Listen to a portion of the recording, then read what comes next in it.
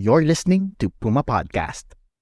It is our theory that naging institutional practice na siya mula 2016 hanggang nahuli to ng 2022. It seems that it became a standard procedure ng mga ilang elements ng PNP na magkaroon ng mga drug haul, re-report ng konti, ibobodega ang marami.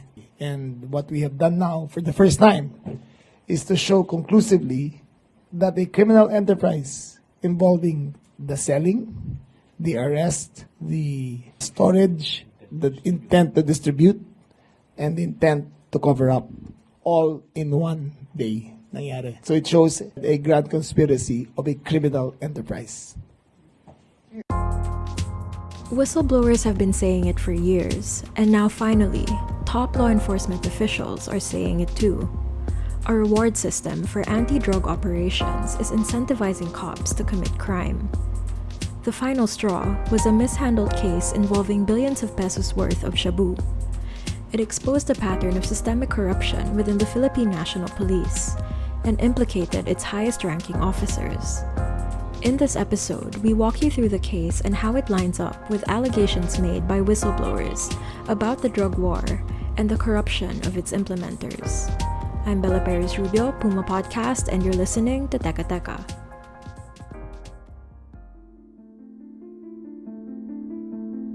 The case is an old one. The events covered all happened within a 24-hour period in 2022. But misleading police reports and inaction from previous police leadership delayed legal action for years.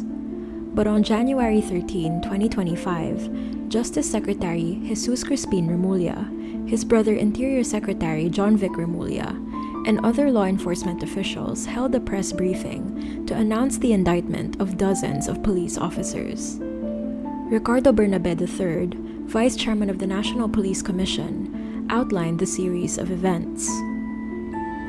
On October 8, 2022, at 12:38 p.m., Sergeant Rodolfo B. Mayo was captured on CCTV at the Wealth and Personal Development and Lending Office located at Abad Santos, Tondo, Manila, carrying a white paper bag, boarding his silver Mitsubishi Montero, and leaving shortly thereafter. Mayo was a member of the Philippine Drug Enforcement Group. He also owned the lending office, or the WPD, via a private corporation and used the space to stash tons of shabu. As shown in the footage, Sergeant Mayo, wearing a white shirt, returned to his car carrying a white paper bag of what is believed to contain 2 kilograms of shabu. Shortly after Mayo left his office, a special unit of the Philippine Drug Enforcement Group conducted a buy-bust operation, arresting him for the sale of shabu on Bambang Street in Tondo, Manila. This is where everything seems to have gone sideways. Instead of officially reporting the arrest and complying with the chain of custody rule, members of the SOU-4A with Sergeant Mayo in custody proceeded to the WPD lending office for an alleged follow-up operation in anticipation of a large drug haul. At around 1 p.m., CCTV footage captured members of the Special Drug Enforcement Unit returning with Mayo to his Tondo lending office, riding in the same car he left in.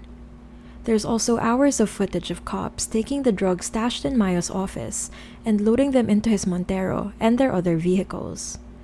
One of the police officers there would later admit that they hauled off around 30 kilos of shabu and claimed that they intended to use it as a quote-unquote reward for their confidential informant.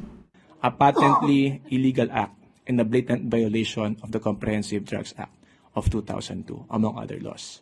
Several hours after the buy-bust, the cops involved finally reported an arrest, but not Mayo's. At 4:45, the anti-illegal drugs operation was finally formally declared, wherein they stated that a buy-bust operation was conducted, resulting in the arrest of a certain Nay S. Atadero, the caretaker of the WPD lending office, and the seizure of the remaining drugs, which would later turn out to be approximately 990 kilograms of shabu. Notably, Sergeant Mayo was excluded from the declared buy-bust operation. In other words, they reported a fabricated buy-bust operation. It is estimated that 1.5 tons of shabu comprise the accounted and unaccounted haul in the Mayo case with an estimated street value of 10.151 billion.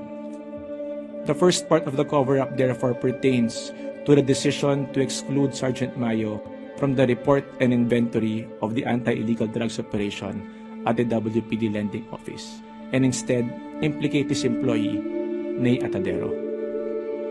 This false narrative was used by the operatives in official documents such as the report by General Domingo to the Acting Director for Operations.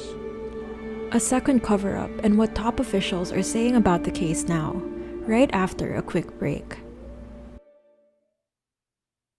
After the first cover-up, police leadership, including Rodolfo Azurin Jr., who was National Police Chief at the time, approved Mayo's release. Supposedly, because they were told that Mayo could identify other warehouses containing even larger quantities of illegal drugs. They released Mayo from custody that same evening, directing him to don his police uniform and arrest a drug suspect just hours after he was apprehended on drug charges. But the irregularities were mounting. At this point, the cops involved had broken chain of custody rules, tampered with evidence, and fabricated a report. So they attempted another cover-up. After midnight at 2:30 a.m., the Special Drug Unit staged a hot pursuit operation and Mayo's arrest on the Quiapo Bridge in Manila.